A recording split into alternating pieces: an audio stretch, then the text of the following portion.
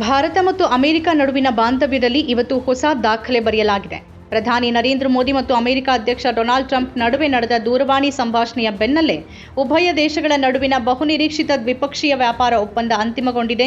ಈ ಮಹತ್ವದ ಬೆಳವಣಿಗೆಯನ್ನು ಸ್ವತಃ ಡೊನಾಲ್ಡ್ ಟ್ರಂಪ್ ಸಾಮಾಜಿಕ ಜಾಲತಾಣಗಳಲ್ಲಿ ಘೋಷಣೆ ಮಾಡಿದ್ದು, ಈ ಒಪ್ಪಂದದಿಂದಾಗಿ ಭಾರತದ ಸರಕುಗಳ ಮೇಲೆ ಅಮೆರಿಕ ವಿಧಿಸ್ತಾ ಇದ್ದ 50% ಪ್ರತಿಸುಂಕ ತಕ್ಷಣದಿಂದಲೇ ಜಾರಿಗೆ ಬರುವಂತೆ 18% ಇಳಿಕೆಯಾಗಿದೆ.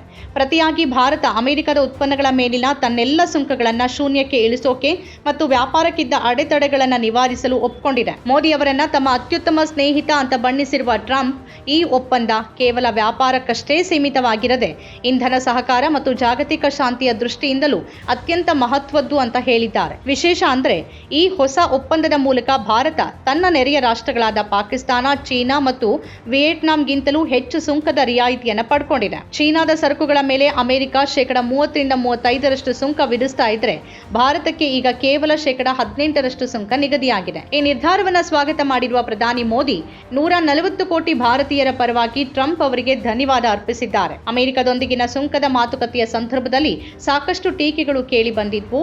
ಆದರೆ ಭಾರತ ಅನುಸರಿಸಿದ ನಿರಂತರ ತಾಳ್ಮೆಯಿಂದ ಫಲ ನೀಡಿದೆ ಅಂತ ಪ್ರಧಾನಿ ಮೋದಿ ಎನ್ಡಿಎ ಸಂಸದೀಯ ಸಭೆಯಲ್ಲಿ ಹೆಮ್ಮೆಯಿಂದ ಹೇಳಿಕೊಂಡಿದ್ದಾರೆ. ವಿಶ್ವದ ಅತಿದೊಡ್ಡ ಆರ್ಥಿಕತೆ ಹಾಗೂ ಅತಿದೊಡ್ಡ ಪ್ರಜಾಪ್ರಭುತ್ವ ವ್ಯವಸ್ಥೆ ಒಟ್ಟಾಗಿ ಕೆಲಸ ಮಾಡಿದಾಗ ನಮ್ಮ ಜನರಿಗೆ ಲಾಭ ಆಗಲಿದ್ದು, ಉಭಯ ರಾಷ್ಟ್ರಗಳಿಗೆ ಪ್ರಯೋಜನಕಾರಿಯಾದ ಸಹಕಾರದ ಅಪಾರ ಅವಕಾಶಗಳು ಅನಾವರಣಗೊಳ್ಳಲಿವೆ ಅಂತ ಅವರು ಹೇಳಿದ್ದಾರೆ. ಹೊಸ ನಿರ್ಧಾರದಂತೆ ಭಾರತ ಪಾವತಿ ಮಾಡಬೇಕಾದ ಸುಂಕ ತನ್ನ ನೆರೆಯ ಹಾಗೂ ಇತರ ರಾಷ್ಟ್ರಗಳಿಗಿಂತಲೂ ಕಡಿಮೆಯಾಗಿದೆ. ಉದಾಹರಣೆಗೆ ಪಾಕಿಸ್ತಾನ ಮತ್ತು ಇಂಡೋನೇಷ್ಯಾ 19%, ವಿಯೆಟ್ನಾಂ 20% ಸುಂಕವನ್ನು ಪಾವತಿ ಮಾಡ್ತಿವೆ.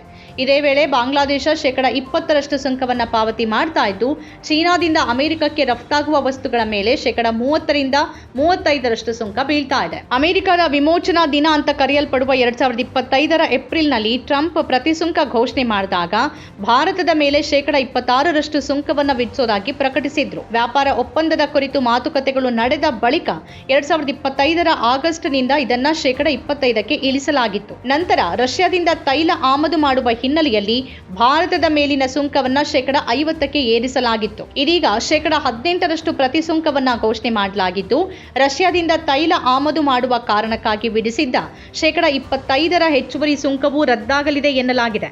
ಆದರೆ ಈ ಬಗ್ಗೆ ಇನ್ನೂ ಅಧಿಕೃತ ಘೋಷಣೆ ಹೊರಬಿದ್ದಿಲ್ಲ. ಭಾರತ ರಷ್ಯಾದಿಂದ ತೈಲ ಖರೀದಿಯನ್ನ ನಿಲ್ಲಿಸಲಿದೆ ಹಾಗೂ ಅಮೆರಿಕದಿಂದ ರಫ್ತಾಗುವ ಸರಕುಗಳ ಮೇಲಿನ ಸುಂಕವನ್ನ ಶೂನ್ಯಕ್ಕೆ ಇಳಿಸಲು ಒಪ್ಪಿಕೊಂಡಿದೆ ಅಂತ ಟ್ರಂಪ್ ತಿಳಿಸಿದ್ದಾರೆ.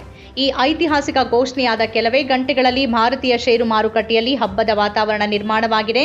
ಸೆನ್ಸೆಕ್ಸ್ ಒಂದೇ ದಿನ 4.5% ಜಿಗಿತ ಕಂಡು 85,323 ಮಟ್ಟಕ್ಕೆ ಏರಿದ್ರೆ, ನಿಫ್ಟಿ ಕೂಡ 26,000 ಗಡಿ ದಾಟಿ ಹೂಡಿಕೆದಾರರಲ್ಲಿ ಹೊಸ ಭರವಸೆ ಮೂಡಿಸಿದೆ. ಅದಾನಿ ಎಂಟರ್ಪ್ರೈಸಸ್ ಮತ್ತು ಅದಾನಿ ಪೋರ್ಟ್ಸ್ ನಂತಹ ಕಂಪನಿಗಳ ಷೇರುಗಳು ದೊಡ್ಡ ಮಟ್ಟದ ಲಾಭ ಗಳಿಸಿದ್ರೆ, ಡಾಲರ್ ಎದುರು ರೂಪಾಯಿ ಮೌಲ್ಯ ಕೂಡ 90.40ಗೆ ಏರಿಕೆ ಕಂಡು ಬಲಗೊಂಡಿದೆ. ಈ ಒಪ್ಪಂದ ಭಾರತದ ಆರ್ಥಿಕತೆಗೆ ಹೊಸ ವೇಗ ನೀಡಲಿದೆ ಎಂಬ ನಿರೀಕ್ಷೆ ಮಾರುಕಟ್ಟೆಯಲ್ಲಿ ಎದ್ದು ಕಾಣ್ತಾ ಇದೆ. ಆದರೆ ಈ ಒಪ್ಪಂದ ದೇಶದ ರಾಜಕೀಯ ವಲಯದಲ್ಲಿ ತೀವ್ರ ವಿವಾದಕ್ಕೆ ಕಾರಣವಾಗಿದೆ. ಒಪ್ಪಂದದ ಘೋಷಣೆ ವಾಷಿಂಗ್ಟನ್ನಿಂದ ಬಂದಿರೋದನ್ನು ಆಕ್ಷೇಪಿಸಿರುವ ಕಾಂಗ್ರೆಸ್ ನಾಯಕ ಜೈರಾಮ್ ರಮೇಶ್, ಮೋದಿ ಸರ್ಕಾರ ಟ್ರಂಪ್ ಒತ್ತಡಕ್ಕೆ ಮಣಿದಿದೆ ಅಂತ ಟೀಕಿಸಿದ್ದಾರೆ.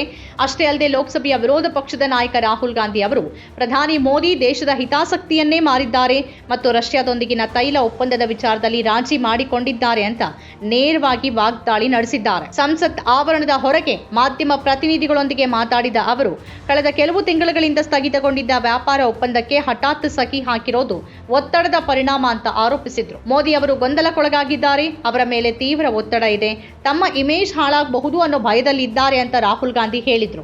मोदी जी घबराए हुए हैं. आपने देखा जो ट्रेड डील 4 महीने से रुकी हुई थी. 4 महीने से कुछ बदला नहीं. किसी न किसी कारण, जो मैं जानता हूं नरेंद्र मोदी जानते हैं, नरेंद्र मोदी जी ने कल शाम उस डील को साइन कर दिया. नरेंद्र मोदी जी पर प्रेशर है, भयंकर प्रेशर है. नरेंद्र मोदी जी का जो इमेज का गुब्बारा है, जो हजारों करोड़ रुपए लेकर बनाया गया था, ಸಂಸತ್ತಿನ ಎರಡೂ ಸದನಗಳಲ್ಲಿ ಈ ಬಗ್ಗೆ ಭಾರೀ ಗದ್ದಲ ಉಂಟಾಗಿದ್ದು, ಸರೆಂಡರ್ ಮೋದಿ ಎಂಬ ಘೋಷಣೆಗಳ ನಡುವೆ ಕಲಾಪಗಳು ಪದೇ ಪದೇ ಮುಂದೂಡಲ್ಪಟ್ಟವು. ರಾಜ್ಯಸಭೆಯಲ್ಲಿ ವಿರೋಧ ಪಕ್ಷಗಳು ಸಭಾತ್ಯಾಗ ನಡೆಸುವ ಮೂಲಕ ತಮ್ಮ ಪ್ರತಿಭಟನೆಯನ್ನ ದಾಖಲಿಸಿವೆ. ಒಟ್ಟಾರೆಯಾಗಿ ಈ ಒಪ್ಪಂದ ಒಂದು ಕಡೆ ಆರ್ಥಿಕವಾಗಿ ಭಾರತಕ್ಕೆ ದೊಡ್ಡ ಬಲ ತಂದಿದೆ ಅಂತ ಹೇಳಲಾಗ್ತಾ ಇದ್ರೆ, ಮತ್ತೊಂದು ಕಡೆ ಸರ್ಕಾರದ ನಡೆಗಳ ಬಗ್ಗೆ ವಿರೋಧ ಪಕ್ಷಗಳು ಟೀಕೆ ಮಾಡತೊಡಗಿವೆ. ನಮ್ಮ ಕಾರ್ಯಕ್ರಮಗಳನ್ನ ನೀವು ನೋಡ್ತಾ ಇದ್ರೆ ನಮ್ಮ ಚಾನೆಲ್ ಅನ್ನ ಸಬ್ಸ್ಕ್ರೈಬ್ ಮಾಡಿ, ಪಕ್ಕದ ಬೆಲ್ ಐಕಾನ್ ಒತ್ತಿ ನಮ್ಮನ್ನ ಬೆಂಬಲಿಸಿ. ಹಾಗೆ ನಮ್ಮ ಕಾರ್ಯಕ್ರಮಗಳನ್ನ ಲೈಕ್ ಮಾಡಿ, ಕಮೆಂಟ್ ಮಾಡಿ, ಅದನ್ನ ಬೇರೆಯವರಿಗೂ ವಾಟ್ಸ್ಆಪ್ ಮೂಲಕ ಶೇರ್ ಮಾಡಿ.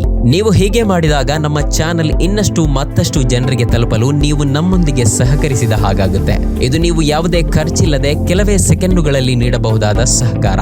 ಧನ್ಯವಾದಗಳು.